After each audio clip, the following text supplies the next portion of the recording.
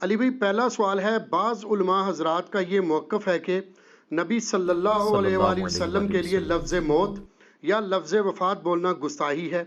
ان کے نزدیک سب سے مناسب لفظ وصال ہے۔ پاکستان میں گستاخی کے فتوے کا سیدھا سیدھا مطلب ہے کسی پر آئین پاکستان کی دفعہ 295 سی لگانا، بلکہ بعض متعصب علماء سو تو آپ کی ویڈیوز کو سیاق و سباق سے ہٹا کر آپ پر بھی اس قسم کی دفعات لگانے کی مذموم کوشش کر رہے ہیں۔ اس حوالے سے آپ سے گزارش ہے کہ عوام الناس کی اصلاح کی خاطر دین اسلام کا صحیح چہرہ قرآن و سنت کی روشنی میں کھول کر بیان فرما دیں۔ جزاک اللہ خیرہ۔ جزاک اللہ خیرا و احسن الجزا۔ دیکھیں جی، اگر کسی عالم دین کی یہ خواہش ہے کہ وہ میرے اوپر 295 سی لگائے گا تو وہ اپنی خواہش اپنے ساتھ قبر میں لے کے جائے گا۔ ہمیں ان لوگوں کی یہ شریر حرکتوں کا پہلے ہی پتہ تھا کہ جب بھی کوئی دعوت حق کی آواز اٹھتی ہے تو یہ اس قسم کی ایکٹیویٹی پرفارم کرنے کی کوشش کرتے ہیں۔ تو میں نے تو ان کا سد باب اللہ کے فضل سے 2009 میں ہی کر دیا تھا۔ جو میرا ریسرچ پیپر نمبر 2 ہے، اندھا دھند پیروی کا انجام، جس کو بعد میں ویڈیو ریکارڈنگ کے اندر بھی لے کے آیا تھا 23 فروری 2013 کو، مسئلہ 71B، انڈیا اور پاکستان کے بزرگوں کی 19 گستاخانہ عبارات کا تحقیقی جائزہ۔ اس کے پیچھے جہاں پہ یہ انٹینشن تھی کہ لوگوں کو یہ پتہ چلے کہ ان کے بزرگوں نے ان کے ساتھ کیا کام ڈالا ہے، اور ان کی کتابوں نے، بزرگوں کو تو ہم چلیں بینیفٹ آف ڈاؤٹ دیتے ہیں ایک ٹن حسن ظن رکھتے ہوئے، کتابوں نے جو کام ڈالا ہے، وہیں پر مقصد یہ تھا کہ اس سے پہلے کہ یہ کتاب و سنت کی دعوت کو دبانے کے لیے کوئی اس قسم کی ایکٹیویٹی پرفارم کریں کہ کوئی گستاخی کا فتویٰ لگائیں، ان کو اپنے گھر کی فکر پڑ جائے۔ اور اللہ کے فضل سے ہماری یہ اسٹریٹجی کامیاب ہوئی ہے، اور آپ دیکھ رہے ہیں کہ ابھی تک یہ اپنے گھر کی صفائی دے رہے ہیں۔ یہ اس کے پیچھے ایک حکمت تھی، اللہ تعالیٰ نے یعنی یہ بات سجھائی کہ اس طریقے سے معاملات کو لے کے چلا جا سکتا ہے۔ ادعو الی سبیل ربک بالحکمہ والموعظۃ الحسنہ وجادلہم باللتی ہی احسن، بلاؤ اپنے رب کی طرف حکمت کے ساتھ اور اچھے واعظ کے ساتھ، اور مجادلہ کرو، یعنی جو بکے ہوئے لوگ ہیں جو بات سننے کے لیے تیار نہیں ہیں ان کے ساتھ پھر ہوگا مجادلہ۔ تو یہ مجادلے کی ایک فارم تھی۔ یہ بات بالکل ٹھیک ہے کہ یہاں پر ہمارے سب کانٹیننٹ میں بالخصوص، اور اس میں بھی ہمارے یہ جو مین ملک ہیں انڈیا، پاکستان، بنگلہ دیش، بلکہ افغانستان بھی اسی میں شامل کر لیں، یہ 4 ملک جو ہیں اس میں لوگوں کی مینٹیلٹی یہ ڈیولپ کی گئی ہے کہ کوئی بھی ایسی بات جو آپ کے عقیدے سے ٹکراتی ہو، آپ نے یہ نہیں دیکھنا کہ یہ کوئی بات کرنے والا کتاب و سنت کی دلیل دے رہا ہے یا نہیں دے رہا، وہ جو مرضی کر لے، آپ نے اس عقیدے کو اپنے بزرگ بابوں کے عقیدے کے ساتھ میچ کرنا ہے۔ اگر تو اس کے مطابق ہے تو پھر آپ نے کہنا ہے سبحان اللہ، اور اگر اس کے مطابق نہیں ہے تو آپ نے پھر یہ کہنا ہے کہ یار یہ میرا دل نہیں مانتا یہ بات ٹھیک ہو، میرا وجدان نہیں کہتا، یار یہ عشق کے اندر یہ بات نہیں آتی ہے، یہ گستاخی والی بات ہے۔ تو ظاہر ہے کہ ہر وہ بات جو ان کے عقیدے سے ٹکرائے گی وہ اس کو گستاخی سمجھ رہے ہوں گے۔ مثلا اگر ہم کرسچن سے کہیں کہ حضرت عیسیٰ علیہ نبینا علیہ الصلاۃ والسلام ایک انسان ہے، وہ اللہ کے بیٹے نہیں ہے، تو وہ کرسچن جو انہیں خدا کا بیٹا مانے ہوئے ہیں، کیتھولک، اور وہ کرسچن جو انہیں خدا مانے ہوئے ہیں، پروٹیسٹنٹ، وہ تو کہیں گے انہوں نے شان ہی گھٹ کر دی، ان کی گھٹا دی ہے، کم کر دی ہے، تو گستاخی پہ اتر آئیں گے۔ یقین کریں ہم تو عیسیٰ ابن مریم کے بارے میں جو قرآن میں آیات ہیں، اللہ سے تو بڑھ کے ان کی کوئی عزت کرنے والا نہیں ہے نا۔ وجیہن فی الدنیا والآخرہ، اللہ نے کہا ہے ان کو کہ دنیا میں بھی اور آخرت میں بھی اللہ کے حضور وجاہت والے ہیں اور مقربین میں شامل ہیں۔ وہ عیسیٰ ابن مریم جن کے بارے میں اتنے زبردست الفاظ ہیں قرآن میں، ان کے معجزات کا ذکر ہے، 25 دفعہ ان کا نام آیا ہے، ان کے بارے میں جب توحید کے حوالے سے اللہ تعالیٰ ڈسکشن کرتا ہے تو جو جو الفاظ استعمال کرتا ہے وہ تو یہ لوگ سن نہیں سکتے، ان کے کانوں سے دھواں نکل جائے گا کرسچنز کے۔ تو اس وقت کیا ہم کرسچنز کے اس قسم کے ایٹیچیوڈ کی وجہ سے ان آیات کا انکار کر دیں گے یا اس عقیدے کو غلط کہہ دیں گے جو قرآن بیان کر رہا ہے؟ نہیں. اللہ تبارک و تعالیٰ نے کس لیول پہ اتر کے باتوں کو سمجھایا ہے کہ کوئی بالکل ڈل دماغ بندہ بھی ہونا اس کو بات سمجھ آ جائے. سورہ المائدہ کی آیت نمبر اگر آپ 17 پڑھیں نا، اعوذ باللہ من الشیطان الرجیم، بسم اللہ الرحمن الرحیم. لقد کفر الذین قالوا ان اللہ هو المسیح ابن مریم، بے شک وہ لوگ کافر ہیں جو کہہ رہے ہیں کہ اللہ ہی عیسیٰ ابن مریم ہے یا عیسیٰ ابن مریم ہی اللہ ہے، جو پروٹیسٹنٹ کا عقیدہ ہے. اس زمانے میں جیکوبائٹس تھے، فرقہ یعقوبیہ، اب اسی کی ماڈرن فارم پروٹیسٹنٹ ہے. قل فمن یملک من اللہ شیئا، اے نبی فرما دیجئے بھلا بتاؤ تو کہ اللہ کا کوئی کیا بگاڑ لے گا، اللہ کے مقابلے پر کسی کی کیا طاقت ہے. ان اراد ان یہلک المسیح ابن مریم، اگر اللہ یہ ارادہ کرے کہ ہلاک کر دے عیسیٰ ابن مریم کو، وَأُمَّهُ، اور ان کی ماں کو بھی، وَمَنْ فِي الْأَرْضِ جَمِيعًا، اور جتنے زمین میں ہے سب کو ہلاک کر دے.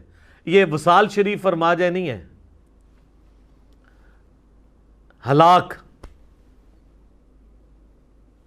وَلِلَّهِ مُلْكُ السَّمَاوَاتِ وَالْأَرْضِ وَمَا بَيْنَهُمَا، اللہ ہی کی بادشاہت ہے، آسمانوں اور زمین سب اس کی ملک ہیں اور جو کچھ اس کے درمیان ہے. یخلق ما یشاء، جو چاہتا ہے وہ پیدا فرماتا ہے. واللہ علی کل شیء قدیر، اور اللہ تعالیٰ ہر چیز کے اوپر قدرت رکھتا ہے. اللہ کی مخلوق ہے عیسیٰ ابن مریم. یہ تو آگے جا کے سورہ المائدہ کی آیت نمبر 75 میں آتا ہے کہ عیسیٰ ان کی ماں تو روٹی کھانے کے محتاج تھے. وہ تمہارے نفع نقصان کے مالک کیسے ہو سکتے ہیں جو خود روٹی کے محتاج ہوں؟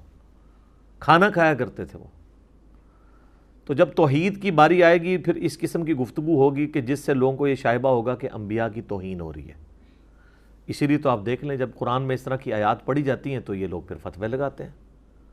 حتیٰ کہ فقہ حنفی کی یہاں سب کانٹیننٹ میں بڑی معتبر کتاب ہے بہار شریعت، اعلیٰ حضرت احمد بریلوی صاحب کے جو خلیفہ ہیں مفتی امجد علی، انہوں نے یہ لکھی ہے. آپ اس کا شروع کے چیپٹر کھول کے پڑھ لیں، انبیاء کے بارے میں عقیدہ، اس میں انہوں نے کلیئر کٹ لکھا ہے کہ قرآن میں جن آیات کے اندر اللہ تعالیٰ نے اپنے نبیوں کے اوپر عتاب فرمایا ہے کسی معاملے سے، ان سے ناراضگی کا اظہار فرمایا ہے، تو یہ بندے اور اللہ کا معاملہ ہے. کسی کو ان آیات کو درس دینے کی یا اس کو ڈسکس کرنے کی ضرورت ہی نہیں ہے. استغفر اللہ تو بولی. They are trying to teach their God, their Lord, their Allah. وہ اپنے اللہ کو بھی ٹیچ کر رہے ہیں کہ بھئی یہ صرف عربی میں تلاوت کرنے کے لیے اس کا درس نہیں ہو سکتا. جبکہ اس کے برعکس اگر آپ سورہ الاعراف میں جائیں گے جہاں پہ ڈیٹیل کے ساتھ قصہ آدم اور ابلیس بیان ہوا ہے، وہیں پر یہ دعا بھی آئی، ربنا ظلمنا انفسنا وان لم تغفر لنا وترحمنا لنکونن من الخاسرین. وہیں پر آگے چل کے یہ آیات بھی آئیں گی کہ اللہ تعالیٰ فرماتا ہے سورۃ الاعراف کی آیت نمبر 27 کے اندر کہ ہم نے جو قصہ آدم اور ابلیس قرآن حکیم میں آلموسٹ 7 دفعہ بیان ہوا ہے، اور اس میں جو ڈیٹیلڈ پورشن ہے نا ان میں سے ایک پورشن یہ سورۃ الاعراف والا ہے. تو اس کی آیت نمبر 27 میں اللہ تعالیٰ فرماتا ہے کہ یہ مقصد کیا ہے میرا اس کو بیان کرنے کا وہ بھی سن لو. کل کو کوئی آ کے اس کو بیان کرنے کو حرام نہ قرار دے دے. اللہ کو تو پتہ تھا یہ لوگ کیا کام ڈالیں گے. اعوذ باللہ من الشیطان الرجیم، بسم اللہ الرحمن الرحیم. یا بنی آدم، اے اولاد آدم، لا یفتننکم الشیطان کما اخرج ابویکم من الجنہ، دیکھنا شیطان تمہیں اس طریقے سے فتنے میں مبتلا نہ کر دے جس طرح کہ اس نے تمہارے ماں باپ کو جنت سے نکلوا دیا اور ان کا جو لباس اور وہ جو ان کی شرمگاہیں ان کے اوپر ایکسپوز ہوگی، یعنی جنتی لباس ان سے اتر گیا. اب اس لیول کی گفتگو اللہ تعالیٰ نے کی ہے کہ دیکھنا تمہارے ماں باپ کے ساتھ جو کچھ شیطان نے کیا، یعنی سیدنا آدم اور حوا علیہم السلام کے ساتھ، یہ شیطان تمہارے ساتھ نہ کر دے. تو اللہ تعالیٰ تو کہہ رہا ہے کہ جو حضرت آدم کا واقعہ ہے جس میں ان کی لغزش ہے، پھر توبہ، پھر ان کا جنت سے نکلنا، وہ ساری چیزیں جس کو سب کانٹیننٹ کے لوگ اس چیز کو ذکر کرنے کو گستاخی سمجھتے ہیں، یہ تو عبرت کے لیے قرآن میں ڈالا گیا ہے. اس سے تو آپ نے عبرت حاصل کرنی ہے. یہ لوگ اسے گستاخی سمجھتے ہیں۔ تو اس طرح کی جب بھی ہم کوئی چیزیں بیان کرتے ہیں وہ کہتے ہیں نہیں نہیں دیکھیں آپ یہ جو ہے نا اس طرح کے موضوعات کو ڈسکس کرنے کی ضرورت نہیں، کہیں ہم سے گستاخی نہ ہو جائے۔ یار اللہ کو نہیں پتا تھا میں کون سی آیات نازل کر رہا ہوں جن کو پڑھنے سے گستاخی نہ ہو جائے؟ یعنی اللہ تعالیٰ نے معاذ اللہ لوگوں کو جان بوجھ کے اس طرف مائل کیا ہے۔ یہ بالکل ان کا لیم ایکسکیوز ہے، ان کو اللہ سے ڈر جانا چاہیے۔ اللہ تبارک و تعالیٰ اپنے شریعت کے معاملے میں عقائد اور نظریات جو اس نے انسانیت کو بتانے ہیں اس کے معاملے میں بالکل واضح تعلیمات قرآن کے اندر بیان کر چکا ہے۔ اس کے اندر کسی کو کوئی چیز داخل کرنے کی یا نکالنے کی اجازت نہیں ہے، بالکل یہ کلیئر کٹ بات ہے۔ اور یہ جس لفظ سے نفرت کر رہے ہیں نا وفات، موت، اور اس کی جگہ انہوں نے نیا لفظ ڈیوائز کیا وصال۔ میں ان سے پوچھتا ہوں کہ قرآن اور حدیث میں کہیں یہ وصال لفظ موجود ہے؟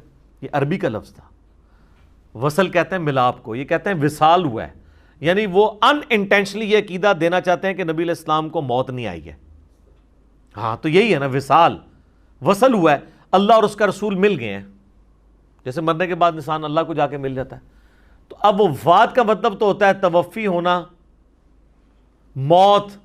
اب یہ لفظ ان کو ہضم نہیں ہوتے ہیں تو انہوں نے ایک نیا وصال شریف لفظ نکال لیا، حالانکہ یہ وصال کا لفظ عربی کا ہے، وفات بھی عربی کا ہے، موت بھی عربی کا لفظ ہے، قتل بھی عربی کا لفظ ہے، شہید بھی عربی کا لفظ ہے۔ لیکن سورہ آل عمران آیت نمبر 144 غزوہ احد کے موقع پر جب نبی علیہ السلام کے بارے میں یہ مشہور ہو گیا کہ آپ صلی اللہ علیہ وآلہ وسلم شہید ہو گئے، آپ کو زخم ہی اتنا گہرا لگا تھا، یہ 4 دانت شہید ہو گئے، بخاری مسلم میں آتا ہے، اتنا خون نکلا کہ آپ علیہ السلام بے ہوش ہو گئے۔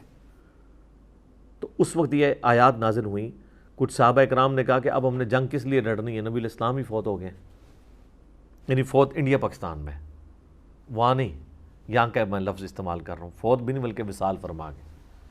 تو قرآن میں الفاظ ہے سورہ آل عمران آیت نمبر 144 وما محمد الا رسول قد خلت من قبلہ الرسل افئن مات او قتل، محمد تو نہیں مگر ایک رسول، ان سے پہلے بھی کئی رسول گزر چکے ہیں، اگر یہ مر جائیں یا قتل ہو جائیں۔ اچھا یہ ماتا عربی کا لفظ مر جائے، قتل عربی کا لفظ قتل ہو جائے، یہ ہوتے تو کہتے ہیں یا اللہ تھوڑی سی امینڈمنٹ کر دے، اس کی جگہ یہ لگا دے کہ اگر یہ وصال شریف فرما دے یا شہید ہو جائے، ورنہ تو گستاخی ہو جائے گی اس میں۔ اگر یہ مر جائیں یا قتل ہو جائیں تو کیا تم دین سے الٹے قدم پھر جاؤ گے؟ اور جو کوئی اپنے دین کے اوپر ثابت قدم رہے گا اللہ تعالیٰ اس کو جزا دے گا، اور جو الٹے قدم پھرنے والے ہیں وہ اللہ تعالیٰ کا تو کچھ نہیں بگاڑ سکے گا۔ یہ اس پوری آیت کا مفہوم ہے۔ تو یہ تو ان کو ہضم نہیں ہوگی۔ سورہ الزمر کی آیت نمبر 30 ہے اِنَّكَ مَيِّتٌ وَإِنَّهُمْ مَيِّتُونَ، اے نبی صلی اللہ علیہ وآلہ وسلم تم نے بھی مرنا ہے اور تمہارے مخالفینوں کو بھی موت آنی ہے، پھر تم اپنے رب کے حضور جھگڑا کرو گے قیامت والے دن، پھر اللہ تعالیٰ فیصلہ کرے گا تمہارے درمیان۔ تو یہاں پہ بھی الفاظ ہیں اِنَّكَ مَيِّتٌ، تمہیں بھی موت آنی ہے، تم نے بھی میت ہونا ہے اور تمہارے مخالفین نے بھی۔ اچھا ان ساری آیات کے جواب میں نا ان کے پاس ایک ہی ایکسکیوز ہے، وہ جی اللہ اپنے پیغمبر کو کہہ سکتا ہے، آپ نہیں کہہ سکتے۔ یہ ان کے پاس ایک ایسا بہانہ ہے جس کی وجہ سے یہ جان چھڑا لیتے ہیں، آیات کا انکار بڑی آسانی کے ساتھ کر دیتے ہیں۔ تو ان کا علاج بھی ہمارے پاس ہے، ٹھیک ہے، for the sake of argument ہم ایگری کرتے ہیں کہ یہ اللہ پیغمبروں کو کہہ سکتا ہے، ہم نہیں کہہ سکتے، تو اب آپ نے اس بات کے اوپر قائم رہنا ہے کہ اللہ کہہ سکتا ہے، ہم نہیں کہہ سکتے، اور اگر ہم میں سے کسی نے یہ کہہ دیا تو اس کے اوپر شرعی حکم کیا لگائیں گے؟ پھر آپ کہیں گے جی گستاخ ہے۔ ان کو پکا کریں کہ ہم میں پھر صرف ہم نہیں آتے، اللہ کے سوا جتنی ہستیاں آئیں گی نا وہ اس میں شامل ہیں۔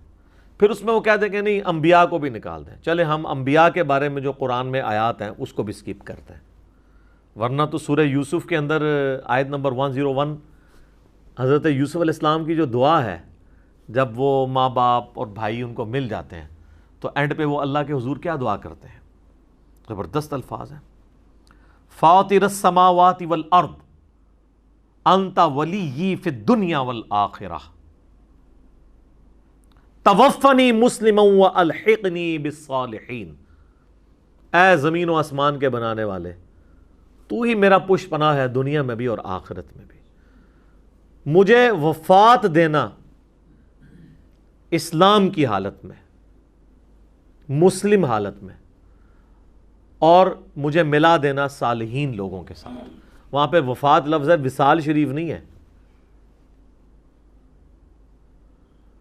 حتیٰ کہ آپ اگر سورۃ المومن کھولیں گے نا، سورہ غافر، اس میں جس مومن کی تقریر اللہ تعالیٰ نے نقل کی ہے نا فرعون کے دربار میں، جو مومن اپنا ایمان چھپاتا تھا، اس میں تو اس سے بھی سخت الفاظ موجود ہیں۔ وہ مومن جو ہے وہ کہتا ہے کہ جب اللہ تعالیٰ نے یوسف علیہ السلام کو ہلاک کر دیا، سارے تسی نے وفات رو پہ روندے ہو، ہلاک دا لفظ ہے۔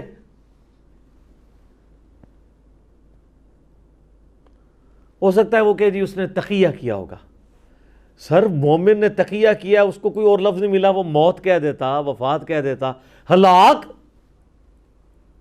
اور ایک پیغمبر کے بارے میں ایک صحابی کہہ رہے سورۃ المومن کے اندر، اور ایسا پیغمبر جو 1400 سال پہلے ان سے گزر چکے ہیں۔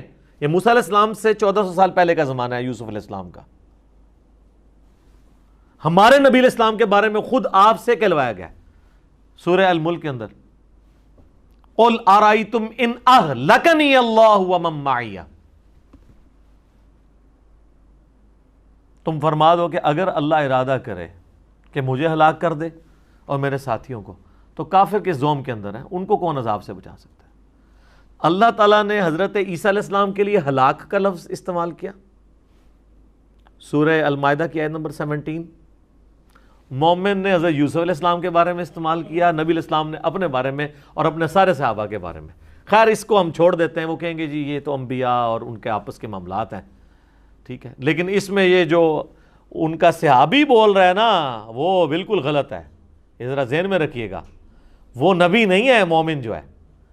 اب ہم ادھر آ جاتے ہیں، چلے یہ کہیں گے پرانی شریعتوں کی باتیں چھوڑ دیں، اس شریعت میں آ جائیں۔ اس امت میں رسول اللہ کے بعد سب سے افضل کون ہے؟ سیدنا ابو بکر عمر۔ صحیح بخاری میں موجود ہے نا، حضرت علی کا بیٹا رضی اللہ تعالیٰ عنہ علیہ السلام، محمد ابن حنفیہ رحمہ اللہ تعالیٰ کہتے ہیں کہ میں نے پوچھا اے ابا جان رسول اللہ کے بعد اس امت میں سب سے افضل کون ہے؟ تو انہوں نے کہا ابو بکر۔ میں نے پوچھا اس کے بعد کون؟ کہا عمر۔ تو کہتے ہیں مجھے خدشہ ہوا میں تیسری دفعہ پوچھوں گا تو عثمان کا نام لیں گے، تو میں نے کہا اس کے بعد تو پھر آپ ہی ہوں گے۔ تو سیدنا علی نے کہا کہ میں تو عام مسلمانوں میں سے ایک مسلمان ہوں، یہ ان کی عاجزی تھی۔ تو مولا علی جن کو یہ کہہ رہے ہیں کہ ابو بکر اور عمر اس امت میں رسول اللہ کے بعد سب سے افضل ہیں، یہ صحیح بخاری میں حدیث ہے۔ ان دونوں شیخین مسلمانوں کے خلفائے راشدین میں سے ٹاپ آف دا لسٹ دو خلفاء جن کی خلافتیں محفوظہ ہیں اللہ کی طرف سے، ان دونوں کے فتوے ہم آپ کو صحیح بخاری سے پیش کر دیتے ہیں، پھر 295C آپ دیکھیں کس کے اوپر یہ لگائیں گے، یہ اس زمانے میں ہوتے تو ان پہ لگوا دیتے ہیں۔ سیدنا ابو بکر صدیق رضی اللہ تعالیٰ عنہ علیہ السلام نے نبی صلی اللہ علیہ وآلہ وسلم کی وفات کے موقع پر جو پہلا خطبہ دیا ہے، ابھی میت رکھی ہوئی ہے، آپ علیہ السلام کو دفنایا نہیں گیا۔ صحیح بخاری میں یہ حدیث کم از کم 7-8 مقامات پہ آئی ہے، اس میں جو ڈیٹیلڈ اس کے طرق آئے ہیں نا، انٹرنیشنل نمبر کے مطابق 1241، 1242، 3667 اور 3668، یہ چار جو طرق ہیں، اس میں آپ کو ڈیٹیل سے ملے گا۔ سیدہ عائشہ سلام اللہ علیہا کہتی ہیں کہ نبی علیہ السلام کی میت رکھی تھی، حضرت ابو بکر تک جب خبر پہنچی تو وہ میرے حجرے میں آئے، آپ علیہ السلام کے چہرہ مبارک سے چادر کو ہٹایا اور ماتھے پر بوسہ دیا اور کہا کہ میرے ماں باپ آپ پہ قربان، اللہ تعالیٰ آپ پر 2 موتیں جمع نہیں کرے گا. یعنی ایک موت آپ کو آنی تھی جو آپ کا مقدر تھی وہ آئی، اب دوبارہ موت آپ کو نہیں آئے گی، یعنی آپ آخرت کی زندگی میں چلے گئے. کیونکہ انہی حدیث میں آتا ہے کہ حضرت عمر نے تلوار اٹھا لی تھی اور وہ یہ کہتے تھے کہ جو شخص یہ کہے گا کہ نبی علیہ السلام فوت ہو گئے میں اس کو قتل کر دوں گا. ان کا یہ عقیدہ نہیں تھا کہ نبی علیہ السلام فوت نہیں ہو سکتے، ان کا یہ تھا کہ ابھی تو نبی علیہ السلام نے منافقین سے بھی قتال کرنا ہے، ان سب کو ایکسپوز کرنا ہے، تو آپ یہ اپنا مشن پورا کیے بغیر نہیں جا سکتے. آپ نے تو ہمیں بتایا، بخاری مسلم میں احادیث موجود ہیں کہ رومن اور پرشین امپائر عنقریب گر جائیں گی، پھر قیامت تک کوئی کیسر اور کسرا نہیں ہوں گے، تو یہ سب کچھ آپ کے ہاتھوں سے ہوگا. یہ حضرت عمر کا عقیدہ تھا کہ ان کے ہاتھوں سے ہوگا. تو وہ یہ سمجھتے تھے جس طرح حضرت ابوبکر صدیق رضی اللہ تعالیٰ عنہ نے تو خیر امت کو عقیدہ سمجھا دیا، جس طرح حضرت موسیٰ علیہ السلام کوہ طور پہ چلے گئے تھے اور 40 دن کے بعد واپس آ گئے تھے، اس طریقے سے نبی علیہ السلام بھی واپس آ جائیں گے. تو اس کی نفی پھر حضرت ابوبکر نے کی کہ اللہ تعالیٰ آپ پہ 2 موتیں نہیں جمع کرے گا، موت ایک ہی دفعہ آنی ہوتی ہے. آپ کو موت آ چکی ہے، اب آپ دوبارہ دنیا میں واپس نہیں آئیں گے، اب آخرت کی زندگی میں. یعنی آپ ڈورمنٹ پوزیشن میں نہیں گئے ہیں، آپ واقعی آپ پہ موت آ گئی ہے. پھر آپ باہر آئے تو دیکھا کہ سیدنا عمر کے گرد لوگ جمع ہیں. تو حضرت ابوبکر نے کہا کہ عمر کو اس کے حال پہ چھوڑ دو اور تم میری بات سنو. ممبر پہ چڑھے اور ممبر پہ چڑھتے ہی پہلی بات وہ کی جس پہ آج کے لوگ 295C لگوا دیں. اللہ، پنجابی ادھر ترجمہ کرا، کان کھول کے سن لو، آگاہ ہو جاؤ. من کان یعبد محمدا فإن محمد قد مات. جو کوئی بھی محمد کی عبادت کرتا تھا صلی اللہ علیہ وآلہ وسلم، وہ جان لے کہ محمد مر چکے ہیں، وصال نہیں فرما چکے، وفات نہیں فرما چکے، شہید نہیں ہو چکے. فإن محمد قد مات. ومن کان یعبد اللہ فإن اللہ حی لا یموت. اور جو کوئی اللہ کی عبادت کرتا ہے یا کرے گا، وہ یہ جان لے، چونکہ مضارع کا صیغہ استعمال ہوا ہے، جو کرتا ہے یا کرے گا وہ جان لے کہ اللہ کو کبھی موت نہیں آئے گی، وہ زندہ ہے اور سب کو تھامنے والا ہے، اسی کی وجہ سے سب کچھ قائم ہے. یہ فرضی جملہ سیدنا ابوبکر نے اپنا عقیدہ بتایا امت کو. یہ کوئی آیت اور حدیث نہیں تھی جو انہوں نے پڑھی تھی، وہاں پہ اپنا جملہ تھا. اس سے بڑی کیا فرضی بات ہوگی؟ کیا صحابہ میں کوئی رسول اللہ کی عبادت کرتا تھا؟ تو کس کو سنا رہے تھے وہ؟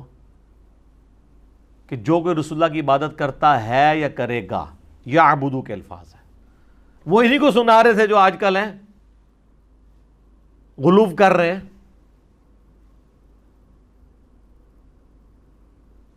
تو کسی نے ان کو کہا کہ آپ فرضی جملہ بول رہے ہیں، مسلمانوں پہ شرک کا الزام لگا رہے ہیں، کون رسول اللہ کی عبادت کرتا ہے؟ انہوں نے کہنا سی نا وہ تو کیڑیاں گلا پہ کرنا ہے، وہ کوئی اور آیت نہیں تم لبھی، تو آگے سیدھے ہی چڑھ گئے ممبر تھے. انہوں نے تو یہ کہنا تھا. پھر سیدنا ابوبکر نے اس کی سپورٹ میں وہ آیت پڑھی، سورہ آل عمران آیت نمبر 144، وما محمد الا رسول قد خلت من قبلہ الرسل افإن مات او قتل. پھر پڑھی انک میت وانہم میتون، سورہ الزمر آیت نمبر 30. وہ ساری آیات وہی پڑھی اس ثبوت میں. سیدنا عمر کہتے ہیں جب میں نے ابوبکر کی زبان سے یہ آیات سنی اور یہ خطبہ سنا تو میرے پاؤں میرے جسم کا بوجھ نہیں اٹھا سکے، اور مجھے لگا کہ آیات جس طرح آج ہی نازل ہوئی ہیں، حالانکہ ہم یہ آیات پہلے بھی سنتے تھے. یہ ہے صحابی میں اور غیر صحابی میں فرق کہ قرآن و حدیث سنا فوراً سمعنا و اطعنا، اور انہی احادیث میں موجود ہے. صحابہ کرام کہتے ہیں کئی دن تک ہماری حالت تھی، ہم جب کبھی بھی ایک دوسرے کو ملتے تھے نا تو یہی آیت سناتے تھے، وما محمد الا رسول قد خلت من قبلہ الرسل افإن مات او قتل، تاکہ ہمارے دل میں یہ بات بیٹھ جائے کہ نبی الاسلام دنیا سے چلے گئے. ان کے بقول گستاخی کر رہے ہوتے تھے. وہ یہ کہتے تو کہتے تسی پڑھو جی ان اللہ و ملائکتہ یصلون علی النبی، تسی پڑھو جی انا ارسلناک شاہدا و مبشرا و نذیرا، تسی پڑھو جی من یطع الرسول فقد اطاع اللہ، تسی پڑھو جی قل ان کنتم تحبون اللہ فاتبعونی یحببکم اللہ. سر اس وقت ان آیات کی ضرورت نہیں تھی، کیونکہ نبی علیہ السلام سے پہلے پوری دنیا میں سب سے بڑے لیول کا جو شرک موجود تھا وہ ایک پیغمبر کے ماننے والوں کے فالورز کا تھا، عیسیٰ ابن مریم کے۔ نبی علیہ السلام نے دوسرا عیسیٰ ابن مریم بن جانا تھا اگر آپ علیہ السلام کی اتنی سٹرکٹ تعلیمات نہ ہوتی۔ صحیح بخاری میں حدیث ہے، دیکھنا میری شان کو اس طرح نہ بلند کرنا جس طرح نصارہ نے اپنے پیغمبر کو بڑھا دیا تھا، میں اللہ کا بندہ اور اس کا رسول ہوں، مجھے اللہ کا بندہ اور اس کا رسول ہی کہنا۔ میں یہ کہتا ہوں کہ نبی علیہ السلام کی میت کے اوپر سیدنا ابوبکر کا یہ بولنا کہ من کان یعبد محمدا فإن محمد قد مات، یہ نبی علیہ السلام کی کامیابی کی دلیل ہے کہ آپ کو جو اللہ نے امام الموحدین بنا کر بھیجا تھا، آپ کی ٹیم ایسی پروڈیوس ہو گئی تھی کہ جو آپ کی میت پہ آپ کی شان نہیں بیان کر رہی تھی بلکہ توحید بیان کر رہی تھی۔ یہ نبی علیہ السلام کی تعلیم کی کامیابی ہے جس کے لیے آپ دنیا میں آئے تھے۔ تو سیدنا ابوبکر جو ہیں وہ غیر نبی ہیں، غیر اللہ ہیں، امتی ہیں، جتنے مرضی اعلیٰ درجے کے صحابی ہیں لیکن ہے امتی ہیں۔ تو انہوں نے جو خود سے بولا نبی علیہ السلام کے بارے میں، ان کی ڈاکٹرن میں یہ گستاخانہ عبارت ہے اور اس پہ 295 سی لگے گی ان کی ڈاکٹرن میں۔ ہم تو کہنا ہے بالکل صحیح عقیدہ بیان کیا، بلکہ جسے یہ نہ پتا ہونا کہ حضرت ابوبکر کا خطبہ ہم نے تو چیک کیا ہے، اس کو جب بتایا نا یار ایک بندہ کہتا ہے کہ محمد تو نہیں تھے مگر ایک رسول، وہ مر چکے ہیں، بلکہ آیت ہی آپ پڑھ دیں، جو کوئی محمد کی عبادت کرتا تھا جان لے کہ وہ مر چکے ہیں، اور جو اللہ کی عبادت کرتا ہے جان لے اللہ زندہ ہو۔ کہے گا کیڑا وہابی ہے جیڑا ایسا نہیں گلنا کر رہا ہے سیدنا ابوبکر، یہ ہم نے خود چیک کیا ہے۔ پھر جب بعد میں بتایا تو ان کے ہاتھ پاؤں کانپنے شروع ہو گئے، ماننا پھر بھی کوئی نہیں، چلتے بابوں کے پیچھے ہیں۔ اسی تو سر آپ کو جھنجھوڑ کے کہہ رہے ہیں کہ مرنے سے پہلے اے مسلمان کر لے اس پہ غور، کتابوں کا خدا اور ہے، بابوں کا خدا اور۔ یہ کتابوں سے تعارف ہو رہا ہے آپ کو، کہنے کو تو دی سب کا اسلام ہے لیکن کتابوں کا جہاں اور ہے، بابوں کا جہاں اور۔ یہ وہ تعلیمات ہیں جو انبیاء کے ذریعے اللہ تعالیٰ نے ہم تک پہنچائی ہیں۔ بلکہ مجھے تو یہ کہنے میں آ رہی نہیں، انڈیا پاکستان بنگلہ دیش کے جو سو کالڈ بنائے ہوئے اولیاء ہیں، ہم یہ کہہ سکتے ہیں کہ مرنے سے پہلے اے مسلمان کر لے اس پہ غور، انبیاء کا خدا اور ہے اور من دون ہی اولیاء کا خدا اور۔ یہ میں من دون ہی سال لگا رہا ہوں بریکٹ میں، انہوں نے کہنا جی بزرگوں کو اولیاء اللہ کو کہتے ہیں، اور من دون ہی اولیاء جو انہوں نے نام رکھ دیے چند۔ تو سیدنا ابوبکر نے امت کو عقیدہ دے دیا۔ اب آ جائیں جناب دوسری پرسنالٹی سیدنا عمر رضی اللہ تعالیٰ عنہ علیہ السلام۔ صحیح بخاری میں 3700 نمبر حدیث ہے، بڑی ڈیٹیل۔ جب سیدنا عمر کو زخم لگا، 5-6 صفوں پہ حدیث ہے، میدا کٹ گیا تھا، کچھ کھاتے تھے نکل جاتا تھا۔ جب ان کو نظر آیا کہ اب میں نہیں بچ پاؤں گا تو انہوں نے کئی ایک وصیتیں کی، ان میں سے ایک یہ بھی تھی کہ انہوں نے کہا کہ میں اپنے بعد ان 6 لوگوں سے زیادہ خلافت کا حقدار کسی کو نہیں سمجھتا، بلکہ انہوں نے کہا کہ خلافت کے حقدار صرف یہ 6 لوگ ہیں، اور پھر 7 الفاظ بولے، الذین توفی رسول اللہ صلی اللہ علیہ وآلہ وسلم وہو عنہم راض۔ یہ وہ 6 لوگ ہیں کہ جن سے رسول اللہ اپنی وفات تک راضی تھے۔ وصال نہیں ہے یہاں پہ، وفات کے الفاظ۔ تو سیدنا عمر نے بھی نبی علیہ السلام کے لیے وفات کے لفظ استعمال کیے کہ اپنی وفات تک رسول اللہ ان 6 لوگوں سے راضی تھے۔ پھر بخاری کے الفاظ ہیں کہ انہوں نے پھر نام لیے سیدنا علی، عثمان، طلحہ، زبیر، عبد الرحمن بن عوف اور سعد ابن ابی وقاص رضی اللہ عنہم اجمعین وعلیہم السلام اجمعین۔ تو یہ حدیث بھی بالکل واضح ثبوت ہے کہ صحابہ کرام ان الفاظ کے استعمال کرنے کو گستاخی نہیں سمجھتے تھے جس طرح کے آج کل کے لوگ گستاخی سمجھتے ہیں، بلکہ یہ تو ہر ایک چیز کے اوپر گستاخی کا فتویٰ جیب میں لیے پھرتے ہیں۔ اچھا، آپ کو اگر کوئی وہم آئے نا کہ یہ کوئی بڑے کوئی عاشق رسول ہیں تو ان کو ٹیسٹر بھی آپ لگا کے چیک کر سکتے ہیں کہ ان کا عشق 1 نمبر ہے یا 2 نمبر ہے۔ 1 نمبر اگر عشق ہوا نا تو پھر ان کو جو بھی گستاخ نظر آئے گا اس سے اعلانیہ گستاخ کہیں گے، اور اگر 2 نمبر عشق ہوگا تو یہ منہ چھپاتے پھریں گے۔ پھر تو معذرت کے ساتھ تو ہم تو اسی رزلٹ پہ پہنچے کہ 2 نمبر ہے۔ دیکھیں میں نے 23 فروری 2013 کو آلموسٹ آج سے 7 سال پہلے، یہ تو اب چل رہا ہے مئی 2020، مسئلہ 71B انڈیا اور پاکستان کے بزرگوں کی 19 گستاخانہ عبارات کا تحقیقی جائزہ، یہ ریکارڈ کروا دیا تھا۔ اس لیکچر کے اندر میں نے بنیادی طور پہ یہ بات کلیئر کی تھی کہ میں بزرگوں پہ فتویٰ نہیں لگا رہا، ان کی کتابوں پر اور کتابیں چھاپنے والوں کو جھنجھوڑ رہا ہوں۔ لہذا کوئی یہ نہ کہے کہ بزرگوں کا گستاخ ہو گیا، کہ ان کی پرنٹنگ بند کریں، اس میں یہ گستاخیاں نکلی ہیں۔ آج تک ان گستاخیوں کا انہوں نے نہ جواب کیا دینا ہے، اس سے کوئی توبہ بھی نہیں کر سکے۔ اب میں دوبارہ ان کو ریپیٹ نہیں کرنا چاہتا، میں اشارتاً بتا دیتا ہوں۔ یہ اپنے ماننے والوں کو بچپن سے سناتے تھے کہ جی وہ الامداد رسالے میں لا الہ الا اللہ اشرف علی تھانوی رسول اللہ موجود ہے۔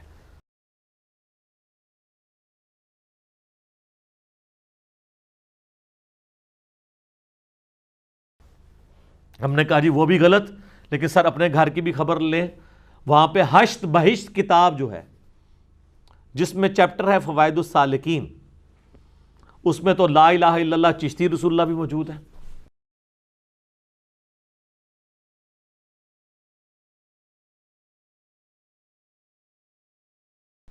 تو اب بتائیے آپ نے کیا کرنا ہے؟ تو کہتے ہیں بزرگوں کو برا کہتا ہے۔ بھائی بزرگوں کو نہیں برا کہتا، کتابیں آپ چھاپ کے ان کو خود بدنام کروا رہے ہیں، ہم تو ان کو برا کہہ ہی نہیں رہے ہیں۔ پھر ہم نے ان کو بتایا بھی تذکرۃ الاولیاء میں بایزید بستامی کا یہ دعویٰ لکھا ہے کہ لوائی اعظم من لوائی محمد، قیامت والے دن میرا جھنڈا محمد کے جھنڈے سے بڑا ہوگا، بلکہ وہ کہتے ہیں میں قسمیاں کہتا ہوں کہ محمد اور تمام انبیاء نعوذ باللہ من ذالک میرے جھنڈے کے نیچے ہوں گے، اور اس کی باطل تعویلات کرتے ہیں، وہ میں نے انجینئرنگ کی ان کی۔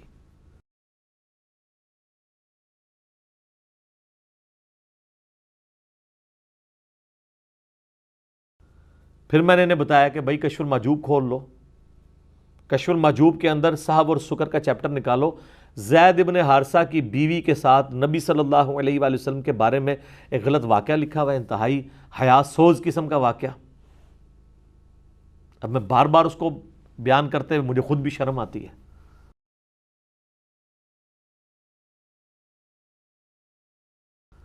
ہمارا یوٹیوب پہ ایک کلپ دیکھ لیں آپ، ڈاکٹر سلمان مصباحی صاحب کو رپلائی، جب انہوں نے کہا کہ انجینئر کو کیا پتا کہ بابا کیا چیز ہوتی ہے، بابے کا تو اپنا وکھرا ہی ایک جہاں ہوتا ہے۔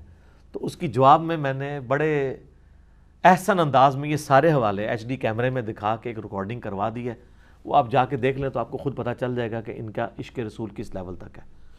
ان کا خود ساختہ عشق ہے، خود ساختہ فتوے ہیں جن کا دین کے ساتھ کوئی تعلق نہیں ہے۔ دین تو میرے بھائی چلتا ہے ڈیفینیٹ علم کے اوپر۔ سورہ الزمر کی ہی آیت نمبر 9 ہے، قل هل يستوي الذين يعلمون والذين لا يعلمون انما يتذكر اولو الالباب۔ اے نبی صلی اللہ علیہ وآلہ وسلم فرما دیجئے بھلا علم والے اور بغیر علم والے برابر ہو سکتے ہیں؟ نصیحت تو نہیں حاصل کرتے مگر عقل والے۔ یہ کہتے چلے، آپ کو نہیں سناتے عشق دے چلے نمبر لے گئے، عقل والے انجے ہی عمرہ گالیاں۔ اللہ کہہ رہا ہے کہ عقل والے نمبر لے گئے۔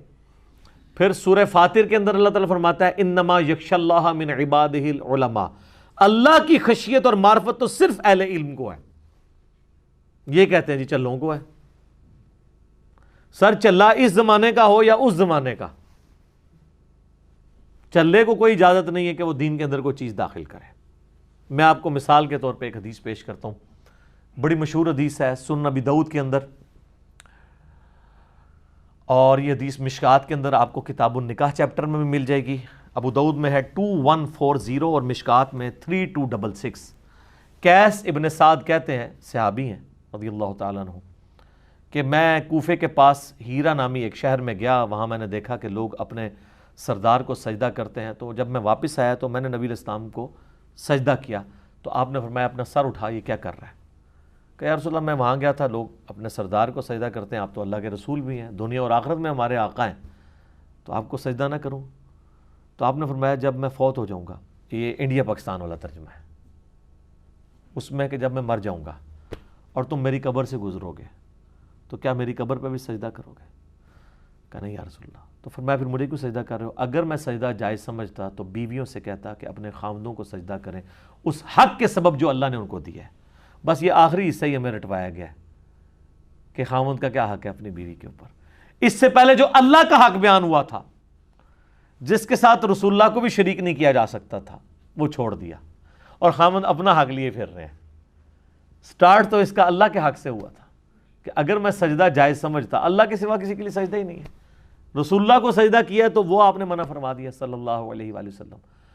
تو یہ لوگ ہوتے تو کہتے یا رسول اللہ صلی اللہ علیہ وسلم یہ تو عشق کی بات ہے, عشق میں تو ہر چیز جائز ہے. یعنی ان کے بقول تو نعوذ باللہ نبی صلی اللہ علیہ وآلہ وسلم نے جو ہے وہ خود گستاخی کروا دی جب آپ نے منع کر دیے. تو کہتے ہیں عشق میں سب کچھ جائز ہے, everything is fair in war, love and war, محبت اور جنگ میں سب کچھ جائز ہے. یہ تو وہ کہانیاں کروانے والے لوگ ہیں. تو یہاں دیکھ لیں محبت میں کوئی جائز قرار نہیں دی گئی یہ چیز. تو یہ محبت والا بھی صرف ڈھکوسلا ہے ان کا, صرف یہ اپنے بابوں کے نظریات کو جو ہے نا وہ محبت کا نام دیتے ہیں. جو کچھ بھی کسی نے شعر و شاعری میں کہہ دیا اس کو عقیدہ بتاتے ہیں. بھئی یہ کتابوں کی دنیا ہے, دین کتابوں کے اندر ہے. دین وہ ہے جو حجۃ الوداع پہ دیا گیا ہے, دین وہ ہے جو غدیر خم پہ دیا گیا ہے. اور اسی کو ہم نے عرض کیا ہے کہ مرنے سے پہلے اے مسلمان کر لے اس پہ غور, کتابوں کا خدا اور ہے, بابوں کا خدا اور, کہنے کو تو دین سب کا اسلام ہے, لیکن آپ دعویٰ کرتے رہیں کہ ہم مسلم ہیں, لیکن کتابوں کا جہاں اور ہے, بابوں کا جہاں اور. اور انشاءاللہ یہ جب آپ ساری منازل طے کریں گے نا تو ایک دن آئے گا کہ آپ کے اندر سے آواز نکلے گی, کیا کہ نہ میں وابی نہ میں بابی, میں ہوں مسلم, علمی کتابیں. ٹھیک ہو گیا جی. جزاک اللہ.